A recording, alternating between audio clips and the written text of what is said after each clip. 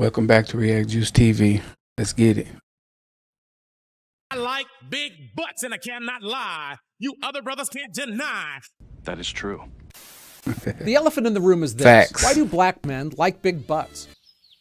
I need it! And is that even true, or is it just another wrong racial stereotype? They're questions that You have ain't launched wrong. 1,000 rap lyrics and even a few scientific studies. Hey, I'm Ken LaCourte. Here, I try to give you a fair and balanced See what look this at guy has to geopolitical say. issues. Wait a minute. Who are you? Questions around race and gender, our uncomfortable history, and of course, the female backside. So I dug in to try to figure it out. And what I found surprised me. It goes way deeper than pop culture or Instagram likes. We'll look into the evolutionary Goes back roots to of Mother why Africa. men find certain shapes attractive, the contrasting beauty standards between African and Europeans, and how they've changed over time, but persisted in African American culture. And let me get my own biases out of the way first. For all my life, I've been a small butt guy. Le who?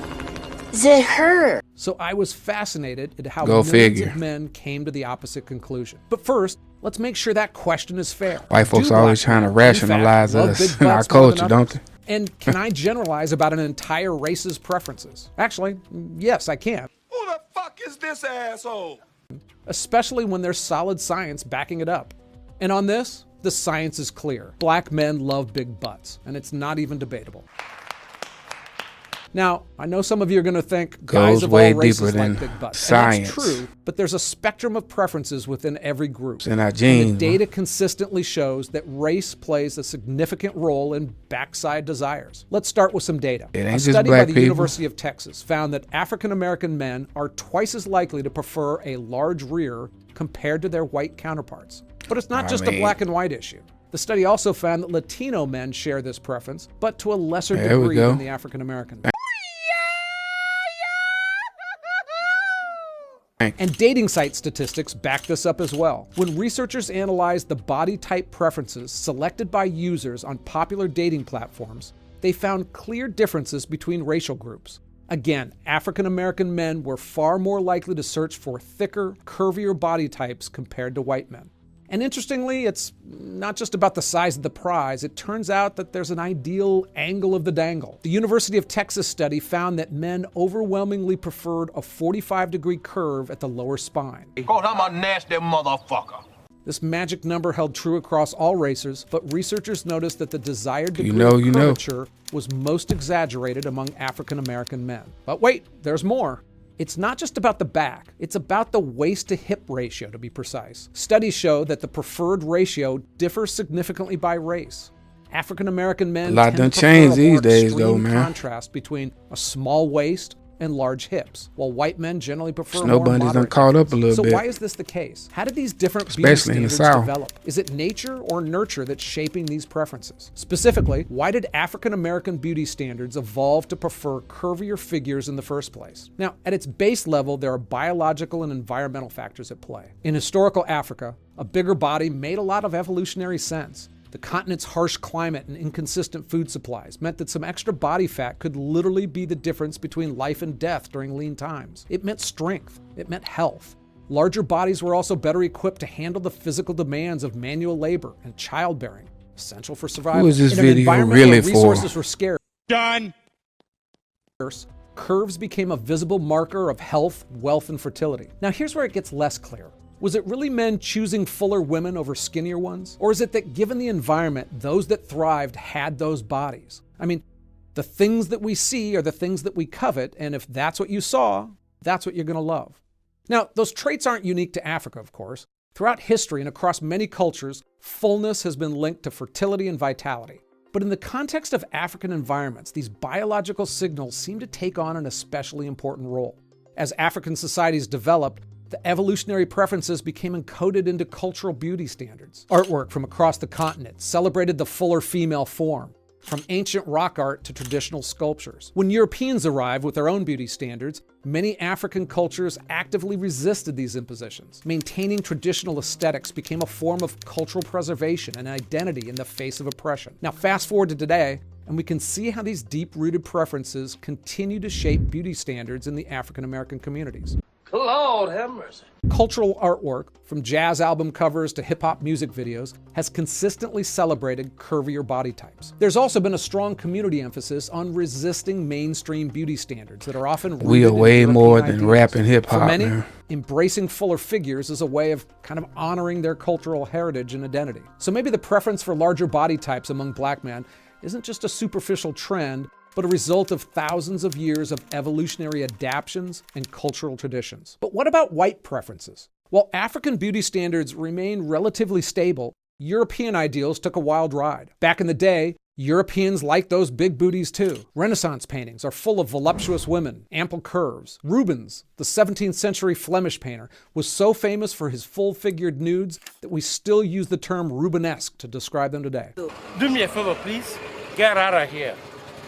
Get out of here, man. Shit, I'm saying. But then something happened. Europe industrialized. And with it came a seismic shift in beauty standards. The Industrial Revolution wasn't just about factories and steam engines. It also changed food production, making calories cheaper and more abundant than ever before. Suddenly, being plump wasn't a sign of wealth anymore. Anyone could do it. So the upper classes needed a new way to distinguish themselves. Enter the corset. Nothing says, I don't need to work for a living, like a waist that you can't breathe in. I can't even breathe. Thinness became a new status symbol. The Victorian era doubled down on the trend. They associated Yeah, that's for thinness y'all, with moral man. That ain't got purity, nothing to do with us. self-control. Bigger women, they were seen as lazy. You and veering not off beautiful. off Talk about topic. a 180-degree turn. Fast forward to the 20th century, and things get even more intense. The rise of mass media, magazines, movies, TV, started beaming these new ideals into every home. Fashion magazines pushed increasingly thin models. Hollywood starlets got skinnier.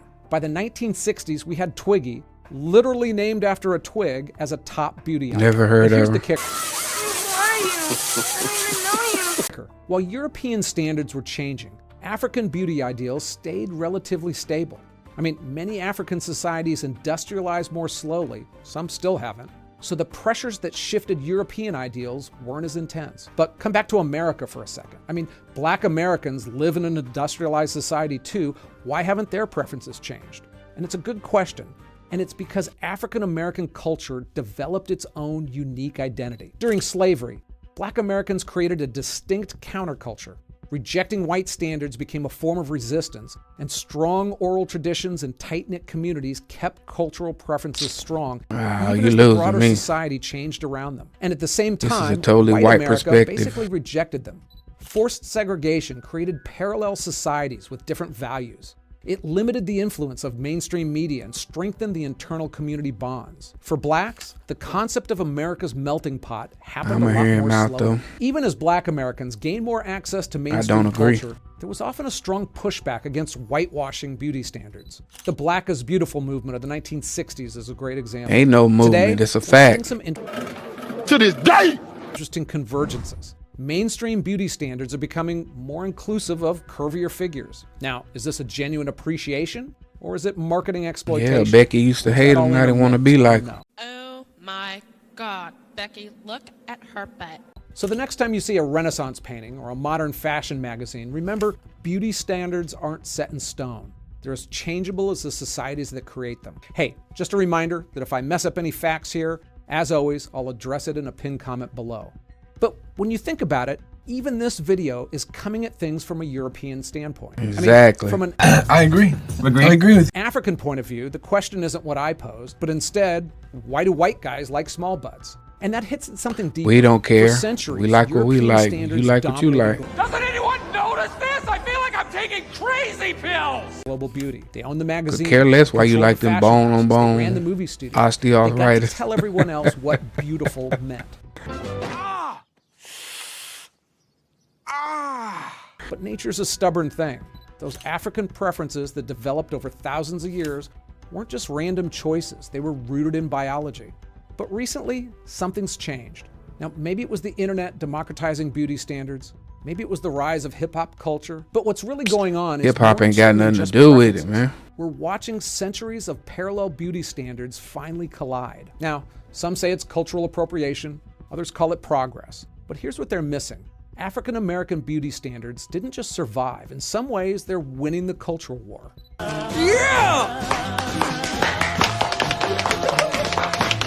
Kim Kardashian helped build an empire by copying black beauty ideas. Facts. So it's Yeah. I mean, that's definitely true. certainly possible that Totally Sim agree Mix-a-Lot with you there. was a philosopher ahead of his time.